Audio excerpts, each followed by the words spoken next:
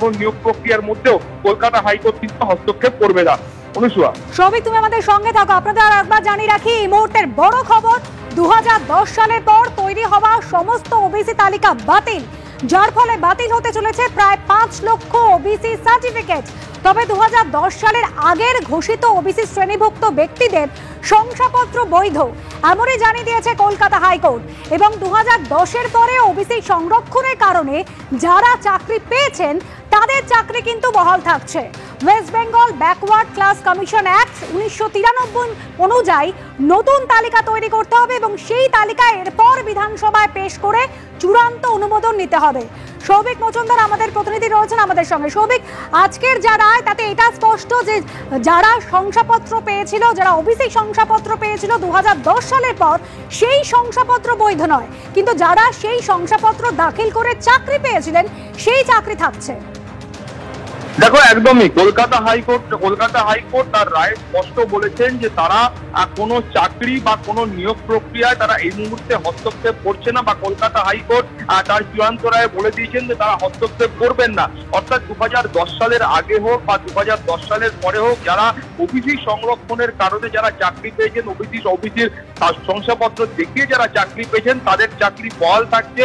এবং 2010 সালের পরে শংসাপত্র পেয়ে থাকলেও যারা ইতিমধ্যে কোনো নিয়োগ প্রক্রিয়ার মধ্যে রয়েছেন, কিন্তু নিয়োগ প্রক্রিয়াটা হয়তো তার চূড়ান্ত লক্ষ্যে পৌঁছয়নি, সেই নিয়োগ প্রক্রিয়াও একইভাবে বৈধ থাকবে। অর্থাৎ তারা ওই নিয়োগ প্রক্রিয়ায় যে অবস্থানে ছিলেন সেখানে তারা বহাল থাকবেন, এবং তারা কর্মক্ষেত্রে যেখানে বহাল ছিলেন সেখানেই তারা বহাল থাকবেন। অর্থাৎ চাকরির ক্ষেত্রে বা নিয়োগ প্রক্রিয়ার ক্ষেত্রে কলকাতা হাইকোর্টের এই রায় কোনো রকম ভাবে প্রভাব ফেলবে না, সেই মর্মে মহামান্য বিচারপতিরা নির্দেশ দিয়েছেন। তুমি জানো যে মূল যে অভিযোগ করা হয়েছিল, সেই অভিযোগে বলা হয়েছিল যে যে প্রক্রিয়ায় 2012 সালের আইন তৈরি করা হয়েছে এবং যার ভিত্তিতে যেভাবে তারা ওবিসি শংসাপত্র রাজ্য সরকার দিচ্ছে, সেই প্রক্রিয়াটাই বৈধ নয়। তার কারণ হলো ওবিসি শংসাপত্র বা কারা ওবিসি হিসাবে পরিগণিত হবেন বা কারা ওবিসি তালিকাভুক্ত হবেন সেইটা সিদ্ধান্ত নেওয়ার ক্ষমতা একমাত্র এই কমিশনের রয়েছে। এবং কমিশন তার 1993 সালের যে আইন রয়েছে সেই আইন অনুযায়ী তারা কিন্তু এই পদক্ষেপ করে থাকে।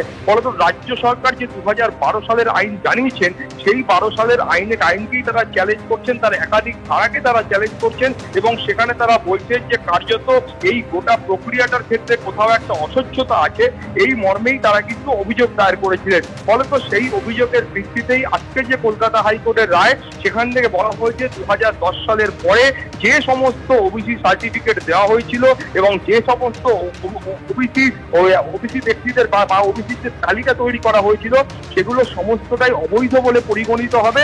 এবং তার পাশাপাশি নতুন করে তালিকা বাড়াতে গেলে কমিশনকে কিন্তু পদক্ষেপ গ্রহণ করতে হবে, এবং কমিশন সেই চূড়ান্ত তালিকা বানিয়ে তারা সরকারের কাছে পাঠালে সরকার ঠিক তালিকা বিধানসভায় পেশ করবেন, এবং তার ভিত্তিতেই কিন্তু আবারও নতুন করে এই তালিকা বানাতে হবে বা পরবর্তী প্রক্রিয়া এগোবে।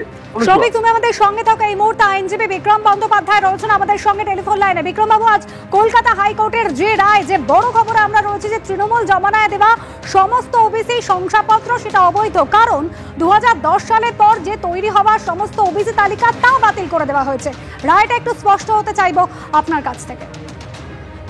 2010 সালের পর থেকে 2024 সাল পর্যন্ত যত ওবিসি সার্টিফিকেট দিয়েছে রাজ্য সরকার, সেই সমস্ত ওবিসি সার্টিফিকেট বাতিল করা হয়েছে। কারণ ওবিসি অ্যাক্টের relevant provision section 2856 schedule 1 schedule 3 has been declared to be unconstitutional by the high court. High court এটাকে পুরোপুরি অসাংবিধানিক বলেছে এবং সমস্ত সার্টিফিকেট যেগুলো আছে সেগুলোকে বাতিল করে দিয়েছে। ওয়েস্ট বেঙ্গল ব্যাকওয়ার্ড ক্লাসেস কমিশনকে ফ্রেশ করে আবার আইডেন্টিফিকেশন করে তারপরে ওবিসি সার্টিফিকেট করতে পারবে বিভিন্ন আবেদনের ভিত্তিতে। কিন্তু এবারের ক্ষেত্রে সরকার ডাইরেক্ট নয়, এই ব্যাকওয়ার্ড ক্লাস কমিশন করে সেটা বিধানসভা বা লেজিসলেচারে প্লেস করতে হবে, সেটা তারপরে সেখানে ডিসকাশন হওয়ার পরে তবেই সরকার এটার জন্য আইন আনতে পারবে। এবং কমিশনের পাওয়ারকে কোনোভাবে কার্ভ করতে পারবে না, যেটা 2012 অ্যাক্টে করেছিল, যে কমিশনকে